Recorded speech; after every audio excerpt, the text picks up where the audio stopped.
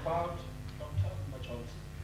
Dr. Umar Johnson is a doctor of clinical psychology and certified school psychologist who is considered an expert on the education and mental health of African and African American children. Dr. Umar authored a new book called Psycho-Academic Holocaust, the Special Education and ADHD Wars Against Black Boys. ADHD stands for Attention Deficit Hyperactivity Disorder. This is the first book ever written by an African-American male school psychologist for black parents with specific strategies on how to fight back against special education and ADHD. Dr. Umar also holds degrees in education and political science. He is one of the most requested speakers in the world, former leader of the Universal Negro Improvement Association branch in Philadelphia, and a proud Pan-Africanist and a student of Kabezi. Ladies and gentlemen, I'm not sure if he is here because I saw him. Oh, there he is. Ladies and gentlemen, allow me an opportunity and please put your heads together for Dr. Umar Johnson. Thank you.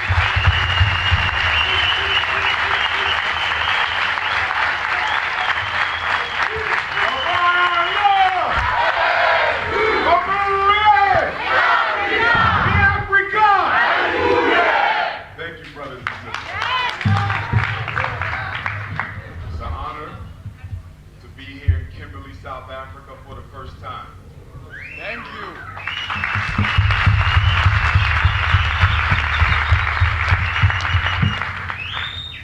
And I'm sure it will not be my last time. First thing I want to talk about is our children. Many of you are parents.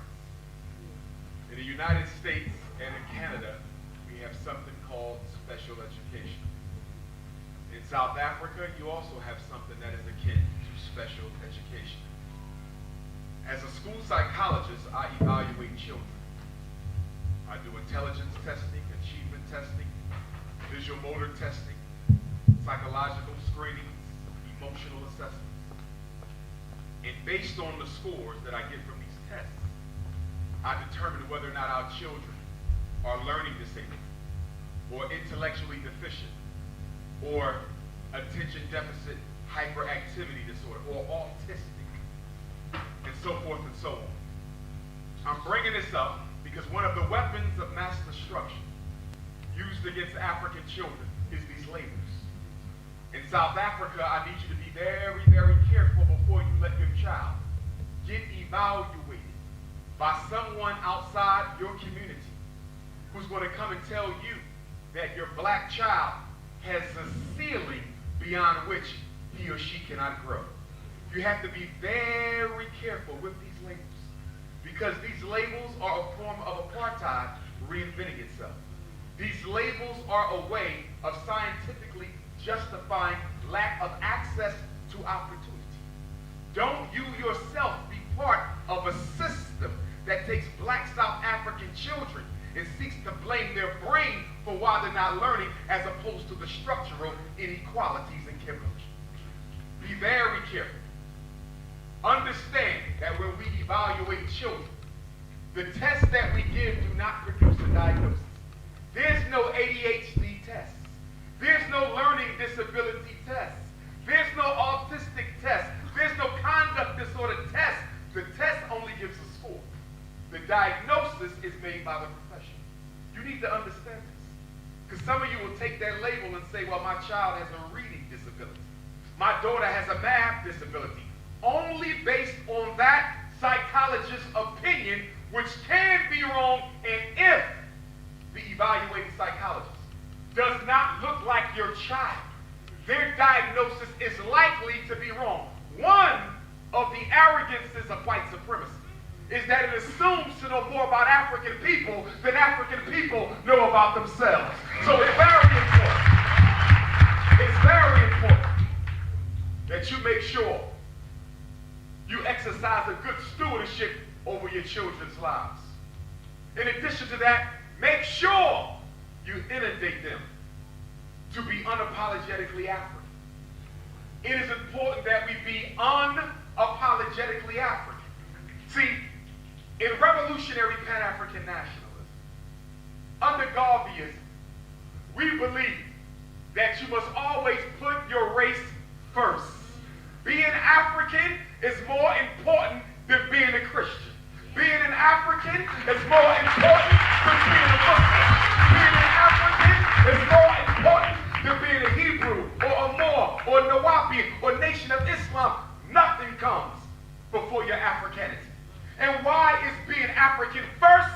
Because the only thing you belong to that God chose was your Africanity. Everything else you chose. You chose Islam, you can give it up tomorrow. You chose Christianity, you can give it up tomorrow. God made you an African, and no matter how much you don't like it, it ain't a damn thing you can do about it.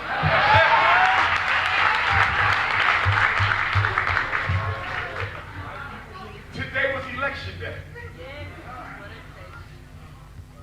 And I'm not against the elections. In the United States, we'll be making a decision between Trump and Clinton in a few short months. But I need you in South Africa to learn from the mistakes we made in North America. When slavery ended in 1865, when they passed the 13th Amendment and gave their African brothers and sisters in America freedom, we didn't understand that freedom does not mean equality. We did not understand that freedom does not mean opportunity. And most of all, we did not understand that freedom does not mean justice. Before 1994, white folks and Dutch in South Africa own 90% of your wealth. After 1994, they still own 90% of your wealth.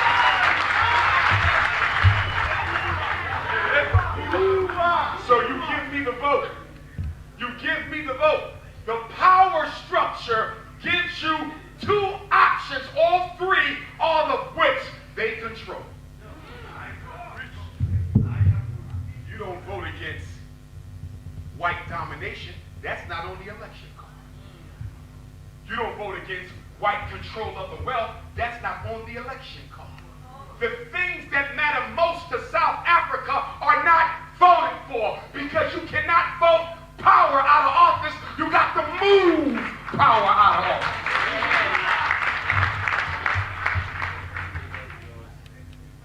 I was here in October last year. These must fall. And I had a chance to address some of the student protesters. I was happy to see what I saw, because for a long time we haven't seen student activism on a college level for a while. That's because after the end of Jim Crow in America, after the end of apartheid in South Africa, the ruling elite created a group of Negroes, the black bourgeoisie. They created a group of Negroes, the black aristocracy. They created a clique of Negroes, the Coon Illuminati. And it is through these blacks that they administer neo-colonialism. And why did they do this? Because the white man in his wicked wisdom said that we can no longer oppress black people in the white face. It's too obvious that it's white supremacy. So we have to confuse the victim and put the oppression in their skin, Barack Obama. And we're going to do the same thing we've been doing. But now, because it's being done with a black face instead of a white face, it doesn't appear to be what it is. And you, South Africa, got to understand that your oppression is oppression, whether it's black, brown, or tan, or white. It's oppression. And anything that works along your oppressor is your enemy. Because in the freedom struggle, there is no timeouts. And in the freedom struggle, there is no middle of the road. You are either for me or against me. There is no other category. And the irony, for those of you who are college students here, is you got to make a decision. Because most of you are being trained to join the bourgeoisie. See, you black and proud now. You unapologetically African now because you broke.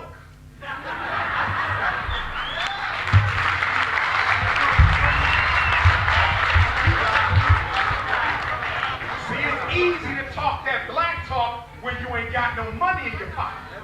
But after you get that bachelor's, and after you get that master's, and after you get that doctorate, and after you get that cert, and after you get that license, will you still talk the same talk and walk the same walk? See, for some of us, revolution is just a stage in our development on the road to being a sellout. I said revolution is a stage on the road in our development towards being a sellout. Some of you will be revolutionaries for the moment, but only a few of you will be revolutionaries for life.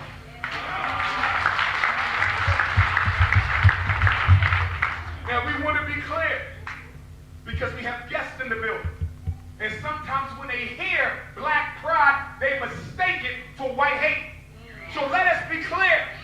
We're not opposed to the white man. We're opposed to white supremacy. We're not opposed to the British.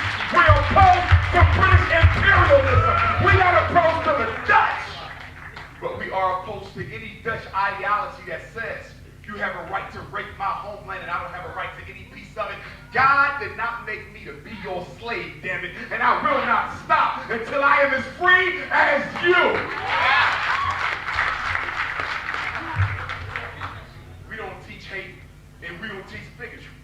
You don't have to be a racist to fight racism. But they often confuse a Pan-African nationalism with a white nationalism. White nationalism normally means some sort of hate and denigration for African people. But a Pan-African nationalism does not require hatred for any other race of people. But it does say that we are obligated to make sure all of them respect us as we are. It does say that we are going to be unapologetically African about everything we do. The way we walk, the way we talk, the way we dance, the way we dress, and yes, our nappy black head, unapologetically African. And for my brothers who are clapping, unapologetically African also means being unapologetically committed to our African women. We do not date outside of our race. A black man is with a black woman, and a black woman is with a black man. That's how we run. That's how we run. That's how we run.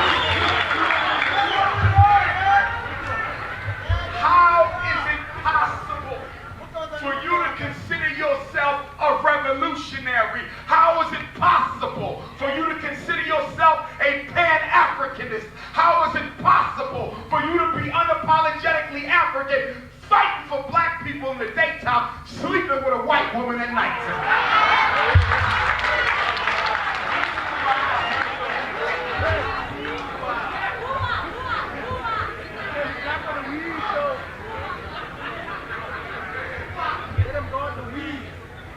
In order for South Africa to truly be the democratic republic that it claims it is working towards, the only way for South Africa and its mission and its pledge and its flag to be true and not just a hoax or a farce is that you have to take all the wealth that black folks have built up.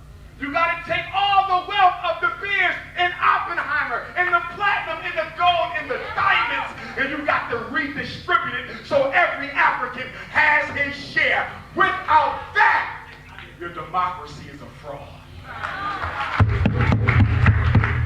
So let me get this right. A poor mother in the ghettos of Soweto, a poor mother in the ghetto of Alexandria, 4 or 5 children barely making ends meet. She's supposed to believe she's free and equal because she can go and cast a ballot. A brother coming out of jail looking for a job, can't find one. Living off the street from home to home, hand to mouth, and he's supposed to believe he's free because he can cast a ballot. Being able to vote doesn't make you free. Having the same opportunities that the white folk has is what makes you free. And how do they exercise the racism today? The racism today is economic. They control your access to wealth, preventing you to build for yourself what they can do for theirs. How is it possible that Chinese can come to South Africa and do more in 5 years than you can do in 500. How is it possible that the East Indian and the Arab can come to South Africa and build up grocery stores, import, export, supermarkets, clothing manufacturing, furniture stores, robbing you blind in your own ghetto? But you can't do the same. They want you to believe it's because you're lazy. They want you to believe because you're intellectually incompetent. But the truth of the matter is, when the Chinese shows up in Kimberly, he shows up with a line of credit from China. When the Indian shows up in Kimberly, he shows up with a line of credit from the banks of East India. When the Dutch and the British show up, they show up with credit from their native banks. And if they cannot get it from their native land, they can get it from the banks here. But you are kept from getting the same opportunities. Everyone in here would have a business of their own, an industry of their own, if you were given the same access to wealth. So what they do is they control your access to wealth, keeping you in the ghetto, letting other people come and feed off of you, and they call it multiculturalism. I am no supporter of multiculturalism. I respect every culture, but there can be no multi, because as long as the other cultures are feeding off of me, I cannot value them at all. Truth be told, African people, we have no friends. Some of you think your only enemy is white folk. Not at all. The Chinese can't stand you. The Arab can't stand you. No one else can stand you. Everyone wants your place. And people say, we're on the bottom and we lose it. Why do people dislike Africans so much? I'll tell you why. Reason number one, your historical accomplishments. You've done things nobody else in the world has been able to do. And they hate you for it. They know that was you. But they don't want to confirm it to you. Because in order to make a slave, you must first control the mind. So the last thing you can do to oppress people is give them a sign that they don't deserve their oppression. So number one is your historical accomplishments. Number two, it's your intellectual potential. They know that you invented the cell phone, and you invented the internet, and you invented the helicopter, and that it was a black man who wrote the textbook that teaches the European world how to light up a city at night. And you invented many of the major medicines that are used to save lives today. That it was you who helped bring about the technological revolution. They know what you can do. They know that it was the African mind being educated separately from the white children that was able to produce and conceive of ideas white folk hadn't even thought of. They know what you can do. They know that what LeBron does on the basketball field could be done in the boardroom if you only had a chance. They know what Serena and Venus does on the tennis field can be done in the boardroom if you had a chance. They know what Usain Bolt does on the track field can be done in the corporation if only you had a chance.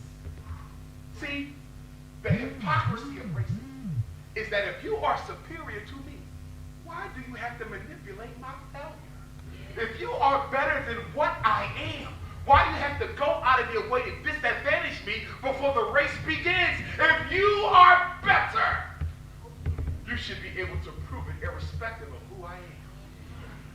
And what's the other thing they hate about African people? No matter how poor you might be in Kimberly, no matter how miseducated your children, no matter how economically disenfranchised you are, is one thing that the world has always despised you for. Do you know what that is? Wherever the black man plants his seed, and whatever woman the black man plants his seed, he reproduces himself.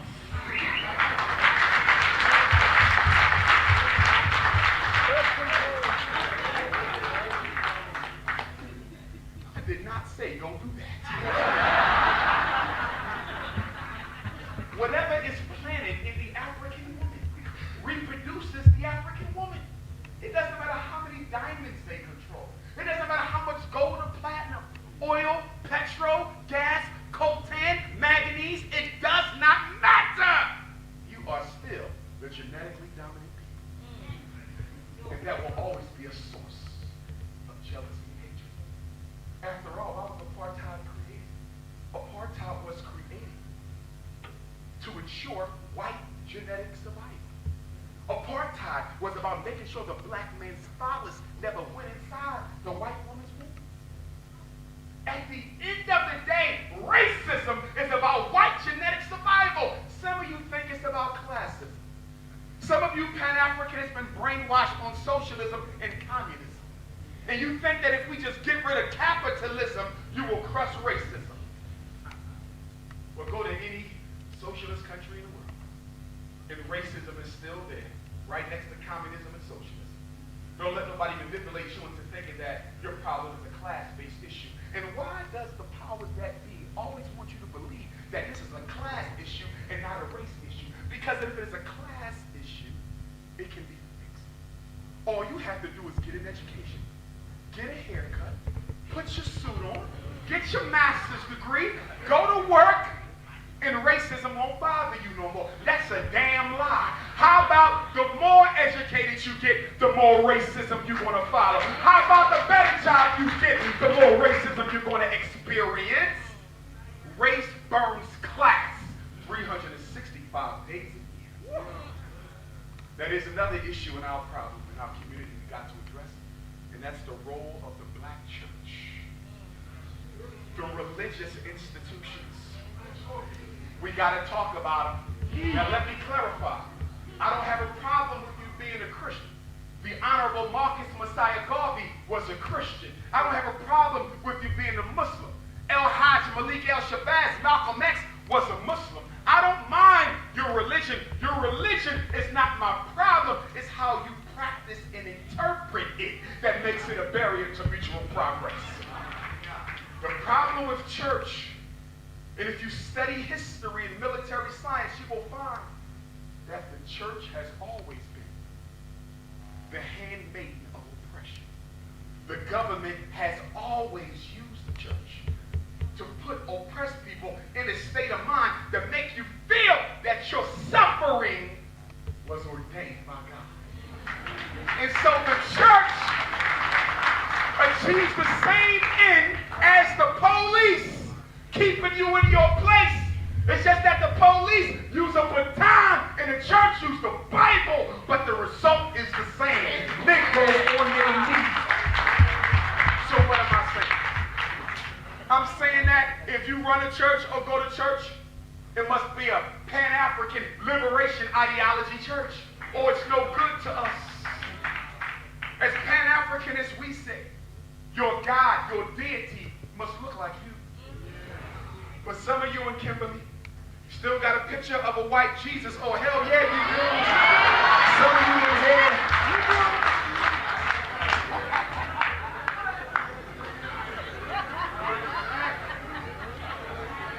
You see, there's a such thing as Jesus Christ, but there's also a such thing as Jesus Cracker.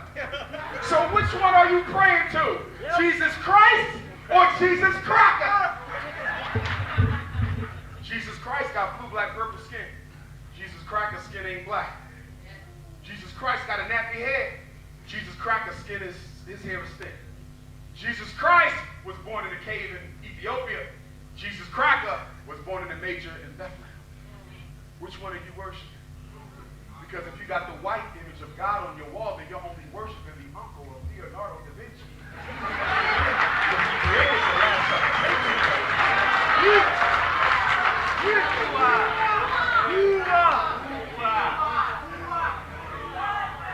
Listen, you're the only race on the planet. Not just Africa, but America too. Canada, London. I'll be in Jamaica in 2 weeks celebrating Marcus Garvey's birthday. Same thing in the islands. You're the only race whose deity is in the image of your enemy. And when your deity looks like your enemy, you're volunteering to be a slave. And then your children, you raise your babies with a picture of a white Jesus from 1 year old, 2 years old, 5 years old, 10 years old.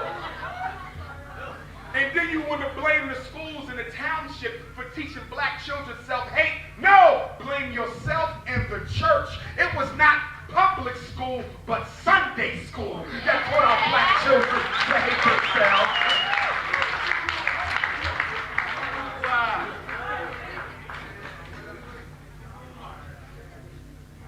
See, this our flag. No, you still wave the South African flag. That's nation, but this is race. Red on the top for the blood of African people, because it's the blood that makes you African. Speaking of blood, I heard there's a class of Africans who call themselves colored.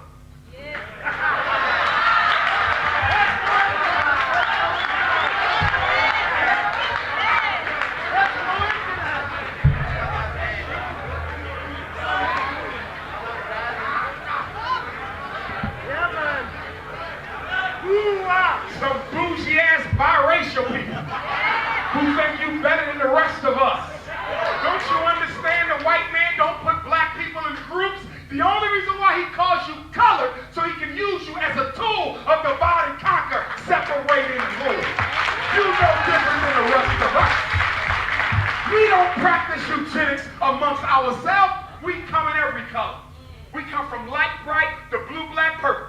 The butter almond, butter pecan, sweet brown sugar. I don't understand why black men go outside of their race for their woman.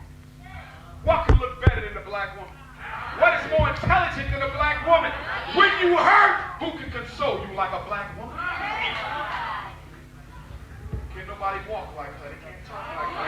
Hey!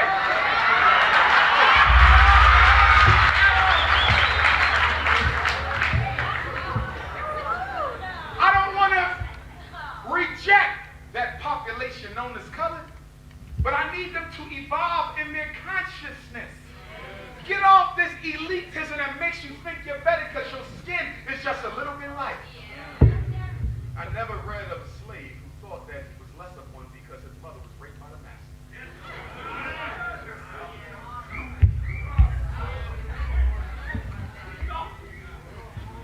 In the philosophy of Pan-Africanism, we are all equal. If an African happens to have a white mother, if an African happens to have a white father, we don't hold it against them because they're not responsible for how they got here. You are a member of the race like the rest of us. We don't practice eugenics, but you have to identify with it and become unapologetic about it. Because even in the United States, our biracials are sometimes schizophrenic about where they belong. They want to be black at the Dr. Umar lecture, but white as hell with their white grandparents on the weekends. You got to make up your mind to be black all day long, because this is a full-time job. And so the red is our color, and the black represents the original phenotype. Most of us are now blue, black, purple. I'm not, you're not, but the blackness was the original color, so we honor it. And the green represents the wealth. You know why Garvey created this flag in New York City in 1920? Because white folks had a song out. The name of the song was, "Every race has a flag except the cool." It was a popular song. Because at the time, 85% of the African world was colonized by white. There was only two places on earth you could go that wasn't controlled by Europeans. Liberia, which is debatable, in Ethiopia. Everywhere else we was under the rule of a white man somewhere, so they made a mockery of us about it. And so that's when Mr. Garvey and the Pan-Africanists of the Universal Negro Improvement Association said, we're going to wave our own flag now. And this is it. And let me be clear. When you wave this flag, this is a Pan-Africanist flag, and that means what? That means that some of you might be Zulu, and some of you might be Coastal. And you have a culture that must be honored and revered and remembered and respected, but don't ever let your cultural difference seek to make your brother or sister into your enemy. Because the minute being Zulu makes you better than the Xhosa, and the minute being a Xhosa makes you better than the Zulu, then being a Zulu and a Xhosa is serving white supremacy. There could be no differences amongst us. There could be no differences amongst us. And let me say this. As Pan-Africanists, we believe in self-determination. Self-determination, not in some things, but in all things. What are you saying, Dr. Umar? I'm saying that how the hell are you going to let members of the oppressor group join your organization?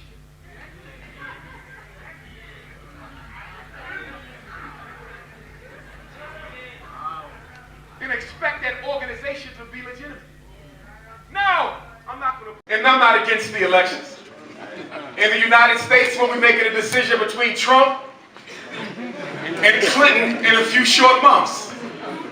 But I need you in South Africa to learn from the mistakes we made in North America. When slavery ended in 1865, when they passed the 13th Amendment and gave their African brothers and sisters in America freedom, we didn't understand that freedom does not mean equality. We did not understand that freedom does not mean opportunity. And most of all, we did not understand that freedom does not mean justice. Before 19, our brothers and sisters in America are not Pan-African, so they're not going to send their children here. Do you follow? But I'm open and I'm investigating. And what I tell the parents in America, if the school is in Africa, it's better for you financially. I'll be able to charge you half of what I would have to charge you in America, even with the round-trip flight. And if we raise the kids in Africa, they will already have a Pan-African consciousness. But wherever the school is to be, if you want to work, you can come. Now, ladies, if you're not natural right now, that's all right.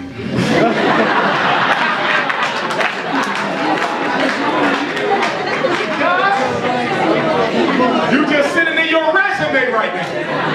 Sitting in your resume. The school won't be open for about another year, so you got time to let that new growth come back.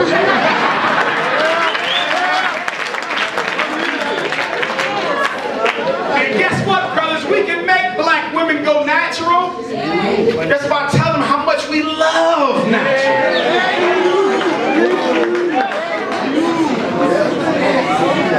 Ain't nothing like a nappy-headed sister. Good God Almighty.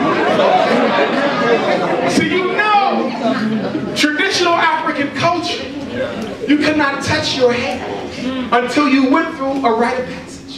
Because your hair was considered an extension of divine intelligence. Your hair was the antenna that called down God into your soul. So you don't cook it, you don't fry it, you don't dye it, you multiply it. Brothers and sisters, so you know I'll be back in October. If any of you, and of course the brothers and sisters who brought me here today, put your hands together for them.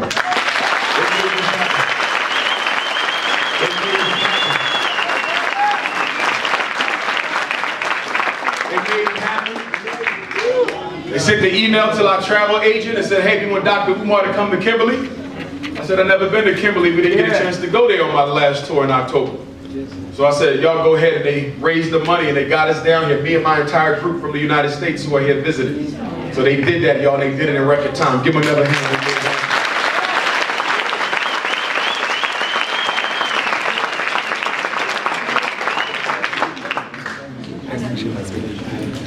Some of you have children. I want you guys to know that this past summer, a couple of weeks ago, I hosted my first annual Unapologetically African, Fred Douglass Marcus Garden, Black College and Consciousness Tour. If you have a son or daughter between the age of 11 and 17 years, they are invited to come to America and spend 2 weeks with me. The last week in June, first week in July, for the second annual Unapologetically African Black College and Consciousness Tour. I'm not taking them to America to Americanize them. I'm taking them to America to Pan-Africanize them. They're going to go to some of our most famous and prolific sites of black struggle. They're going to go next year. Well, let me tell you where we went last year. We went to the Nat Turner Slave Trail.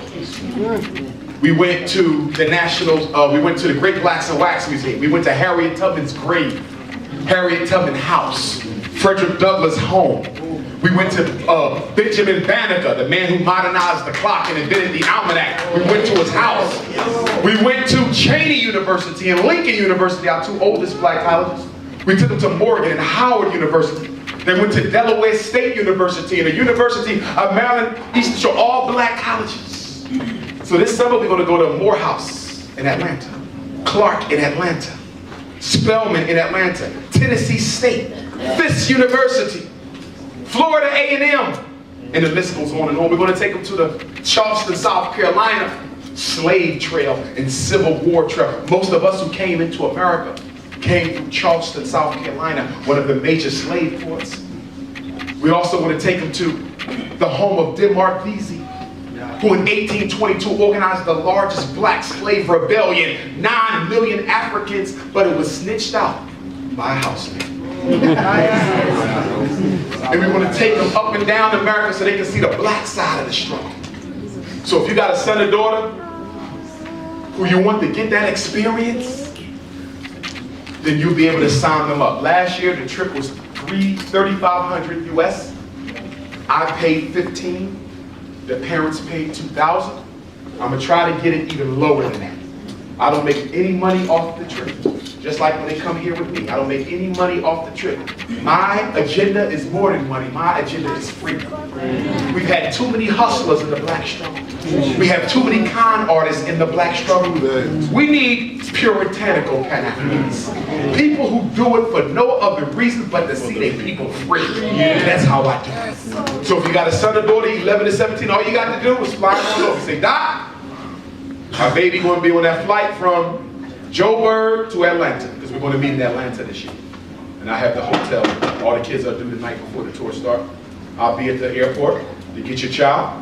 They do the 2-week tour. You can call them every night, make sure they all right. They smoking no weed or nothing, right?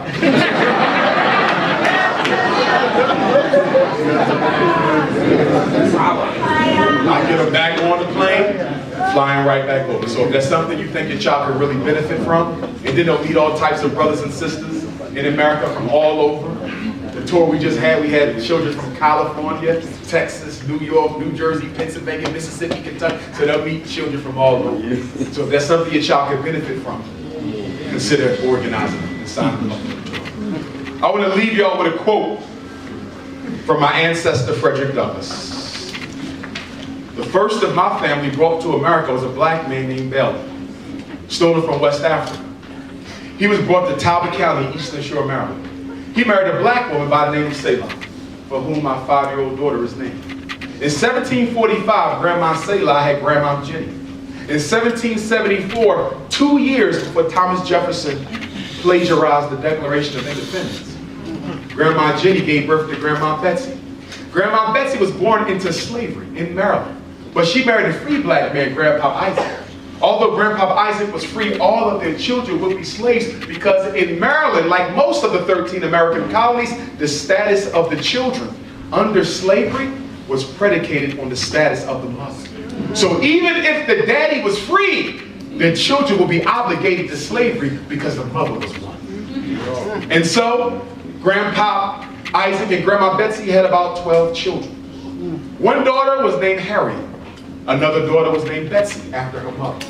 These 2 sisters were raped by the slave master who owned our family, a white Irishman named Aaron Anthony. As a result of that rape, in 1818, Aunt Harriet gave birth to arguably the greatest black leader in American history. His name was Frederick Belly. At the age of 20, Frederick Belly ran away from slavery and changed his name to hide his identity so he could escape from the fugitive slave law. And so he changed his name from Frederick Belly to Frederick Douglass. The next year, young Betsy, Frederick's auntie, my 5 times great-grandmother, was raped, giving birth to Frederick's half-brother and first cousin, Stephen Henry Belly, my 4 times great-grandfather. Stephen and Frederick were brothers because the slave master was their dad, but they were cousins because the slave master raped both of their mothers. So Grandpa Stephen wasn't as lucky as Frederick. He didn't run away. He remained a slave on a Talbot County, Maryland plantation. He married Grandma Caroline, also a slave. Their firstborn son was George Washington Belly, my 3 times great-grandfather. First black public school teacher in Talbot County, Maryland. The Civil War starts off in 1861. Frederick doesn't fight, but he sends 2 of his sons, Lewis and Charles. They go north to Boston and they fight in the 54th Massachusetts Colored Regiment. Has anyone ever seen the movie Glory with Morgan Freeman and Denzel? That's about the sons of Frederick Douglass. My grandfather Stephen and his son, my grandfather George, fought in the United States Colored Troops of Maryland. When the Civil War was over, Grandpa George married Grandmom Annie. Grandmom Annie was the niece of Bishop Alexander Wayman, the 7th bishop under the African Methodist Episcopal Church after Richard Island. Then they had a child named Caroline, who moved to Philadelphia. Had a daughter named Vivian, who married a Spanish-speaking Afro-Cuban named Cicero, my great-grandfather. And they had Grandma Ida, and she married James Johnson. And they had Jamal, and he married Barbara. And on August the 21st, 1974, the anniversary of the Haitian Revolution, the George Jackson assassination, and the Nat Turner War, Umar Johnson was born in North Philadelphia. I say that to say that I know that my history starts in Africa. No matter how long I'm in America, I will never be one, nor do I wish to. Frederick said, if there is no struggle, there is no progress. Those who profess to favor freedom and depreciate agitation are like men who want crops without plowing up the ground. They want the rain, but can't stand the thunder or the lightning. They want the ocean, but they're scared of the roar of the waves. He said, if you want to be free, then you yourself must strike the first blow. No one else can do it for you. He said, people may not get everything that they fight for in this world, but you must fight for everything that you get. And this must be fighting for with blood or with bodies or with blows, but you must fight. He said, for 20 years, I prayed on my knees to God for freedom. But the good Lord gave Frederick no freedom till I got up off my knees and started praying with my feet. He said, if you want respect from white people, why do you look for pity? The man who pities you will never respect you, and the man who respects you has no need to pity. He said, if a man is on the ground and he ain't got strength enough to stand up, leave him there. Because if you pick him up and let him go, he falls right back down in the first place.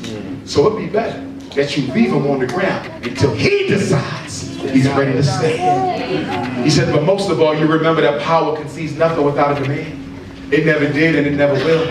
His Excellency, the Honorable Marcus Messiah Garvey, leader of the largest black organization in modern history, the only man that influenced every other leader, and the only one to organize a movement of 15 million without Facebook, Twitter, Instagram, or Snapchat. Marcus Garvey did that. The only leader to simultaneously be a leader of African people on all 6 continents. Europe is not a continent, it's Western Asia. True. Marcus Garvey said, without confidence in yourself, you are twice defeated in the race of life. But with confidence, you have won even before you have started. Marcus Garvey said, God never intended African people to be a race without a country, and we are not going to abuse God's confidence. Innocent men. Garvey said, in the world of wolves, one should go armed. And the most powerful defensive weapon within the reach of African people is to put your race first in everything that you do. He said the Jew is a Jew before he's anything else. Chinese can be Muslim, Chinese can be Christian, Chinese can be Buddhist, but they Chinese first. The Arab can be Muslim, the Arab can be Christian, the Arab can be a Buddhist, but the Arab first. And only until you make yourself your priority, no one else will ever make you theirs. Marcus Garvey was asked once, are you an African or are you a Jamaican? Are you an African or are you a Jamaican? And he looked up and he said, you asked me, am I an African or am I a Jamaican? And I answered you by saying that I would never, ever, ever give up a continent for an island. I am an African yesterday, today,